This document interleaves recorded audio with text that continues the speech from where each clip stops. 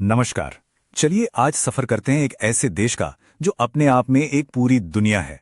विरोधाभासों, संस्कृतियों और कहानियों से भरा देश भारत। आइए कुछ खास आंकड़ों और तथ्यों के जरिए इस विशाल राष्ट्र की एक तस्वीर देखते हैं। शुरुआत करते हैं सिर्फ एक नंबर से, 1.44 अरब। ये सिर्फ एक आंकड़ा नहीं है, इसका मतलब है कि दुनिया में हर 6 में से एक इंसान भारतीय है। यही वो विशाल मानवीय पैमाना है जो भारत को दुनिया का सबसे ज्यादा आबादी वाला देश बनाता है और इसकी हर कहानी को असाधारण बना देता है। और सोचिए, इतनी बड़ी आबादी को एक साथ चलाना ये अपने आप में एक बहुत बड़ी चुनौती है। और इसका जवाब है ये फैक्ट, भारत दुनिया का सबसे बड़ा लोकतंत्र है। ये एक ऐसा विचार है जो इस राष्ट्र के हर पहलू को एक शक्ल देता है, जहां करोड़ों लोग वोट देकर अपनी सरकार चुनते हैं। तो चलिए सबसे पहले बात करते हैं इस देश के विशाल आकार और यहाँ के लोगों की। भारत का फैलाव लगभग 33 लाख वर्ग किलोमीटर में है, जो इसे दुनिया का 7वां सबसे बड़ा देश बनाता है। मतलब इसे ऐसे समझिए कि ये लगभग पूरे पश्चिमी यूरोप के बराबर है। ये सिर्फ एक देश नहीं बल्कि एक उपमहाद्वीप है।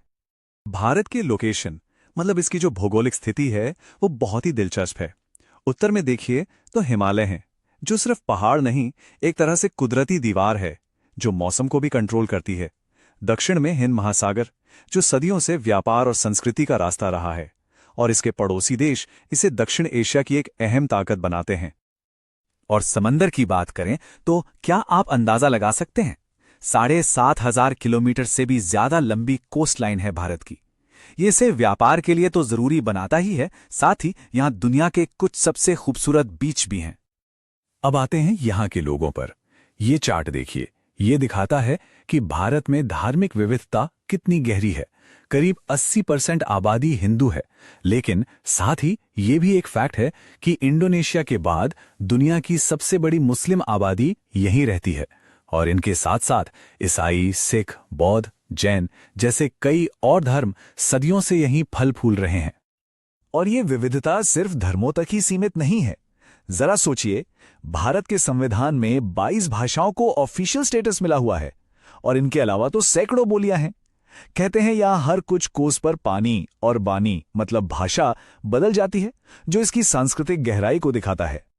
चलिए अब समझते हैं कि ये सब चलता कैसे है। बात करते हैं यहां के लोकतंत्र और शासन की। तो भारत में सिस्टम है फेडरल पार्लियामेंट्री डेमोक्रेसी का। राजधानी है नई दिल्ली। इसे आसान भाषा में समझें तो राष्ट्रपति होते हैं देश के प्रमुख, मतलब हेड ऑफ स्टेट। लेकिन असली पावर, सरकार चलाने की ताकत प्रधानमंत्री के हाथ में होती है, जो सरकार के मुखिया होते हैं। और देश को चलाने में आसानी हो, इसके लिए भारत को 28 राज्यों और 8 केंद्र शासित प्रदेशों में बांटा गया है। हर राज्य की अपनी चुनी हुई सरकार होती है, जो अपने स्थानीय मामलों को देखती है। अब अगर सुरक्षा की बात करें तो भारत की सेना दुनिया की सबसे बड़ी सेनाओं में से एक है, जिसमें थल, नौसेना और वायुसेना शामिल हैं। और हां, एक जरूरी बात, भारत एक परमाणु शक्ति संपन्न देश भी है, जो दुनिया में इसके कद को और भी बढ़ा देता है।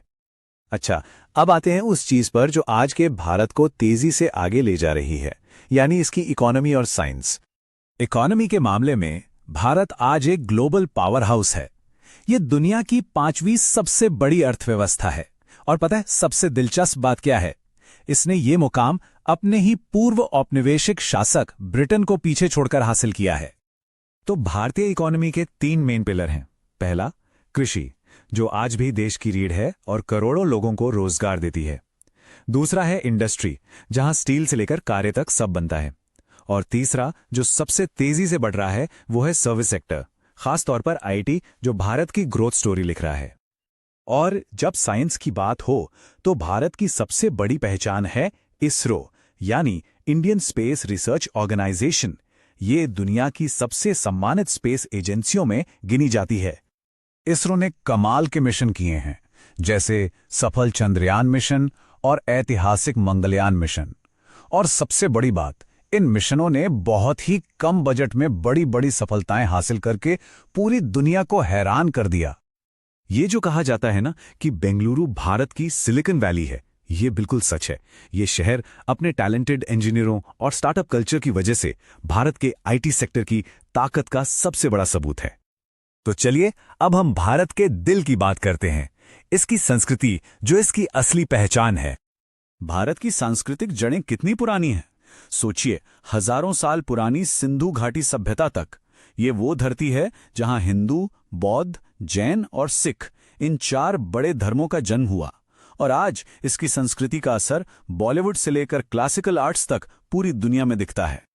भारत को त्योहारों का देश कहना बिल्कुल सही है।